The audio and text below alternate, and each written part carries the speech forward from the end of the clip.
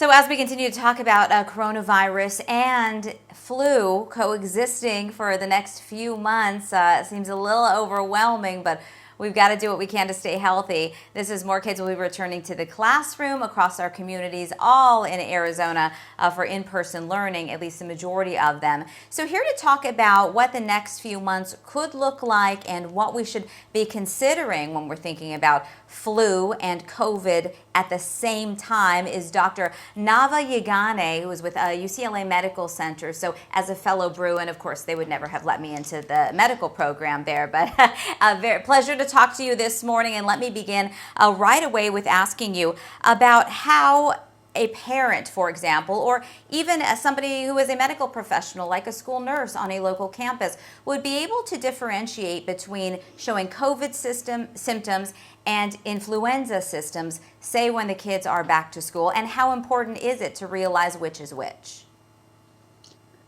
So thank you for having me here. I think that is a very good question. And in pediatrics, I'm a pediatric infectious disease doctor. And in pediatrics, it seems like in general, children do much better with coronavirus than they do with influenza. So influenza is a far more dangerous disease in the pediatric population.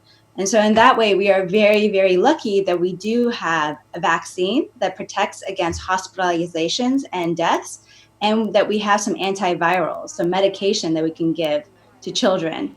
As far as how they present, in most children who get coronavirus, especially if they're younger, they usually either have no symptoms or few symptoms. So they might just have a little bit of a runny nose, sore throat, cough, but they're not going to be very severely ill. I think almost half don't even have a fever above 100 degrees. With influenza, they tend to have high fevers. When they're younger, they tend to have more abdominal symptoms, meaning stomach aches, and then vomiting, diarrhea.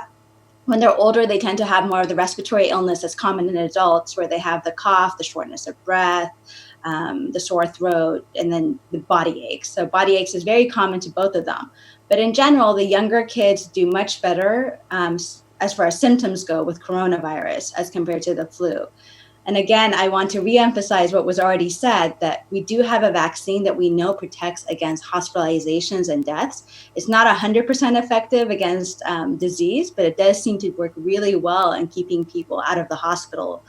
And so it's really important to take advantage of this scientific breakthrough. Dr. Yagane, what would you recommend for school protocols as we're kind of navigating this very new back to school year? And it seems like, district to district, we're hearing different things about what will happen if we have some sort of outbreak on campus, whether it be COVID or influenza or a combination of both. Would we want to follow the, say, 2 weeks out of school or 2-week quarantine, whether it's one or the other? So I think it's really important to try to optimize testing. There are multiple tests that are going to be available that include influenza as well as coronavirus, and they should be rapid, and we should try to make them as accessible as possible. So I think it's very important for pediatricians to have those in their offices and to expand testing. As far as what do you do when your child is sick, I think, relying on the pediatrician is very important and taking them to the doctor to be assessed. There's so many different viruses that are going to be circulating together that if we don't have a good exam in history.